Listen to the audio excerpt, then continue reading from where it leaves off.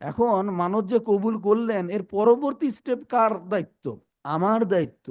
মানত কবুল হওয়ার সাথে সাথে, মকসুদ পূর্ণ হওয়ার সাথে সাথে আমাদেরকে মানত আদায় করতে হবে।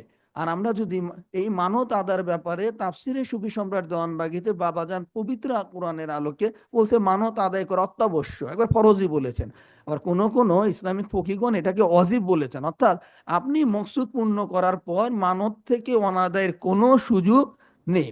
মানতকারী মানতের মধ্য দিয়ে আল্লাহর সাথে এইভাবে অঙ্গীকারবদ্ধ হন যেই আল্লাহ আমাদের কি করেছেন, আমাদের নসিব লিখেছেন, আমাদের তাকদির লিখেছেন। সুতরাং মানতের মাধ্যমে সেই আল্লাহর কাছে এইভাবে দরখাস্ত প্রদান করতে হয়, ওগো দয়াময় দয়াল খোদা, তুমি দয়া করে তোমার প্রিয় বন্ধু মোহাম্মদ ইসলামের নেতৃত্ব প্রদানকারী মহামানবের উসিলায় যার যে বিপদ, সেই বিপদটাকে উল্লেখ করে আমাকে সেই বিপদ থেকে দয়া করে উদ্ধার করো।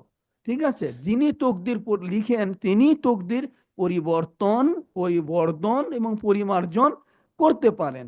হযরত রাসূল সাল্লাল্লাহু আলাইহি সাল্লাম বলেছেন, দয়া ব্যতীত যেমন তকদির দয়া ছাড়া আর কোনো কিছু তকদির পরিবর্তন করতে পারে না, তদ্রূপভাবে সৎ কর্ম ছাড়া মানুষের হায়াত বৃদ্ধি হয় না। মানুষ সম্পর্কে কি একটু সামান্য ধারণা পাওয়া গিয়েছে?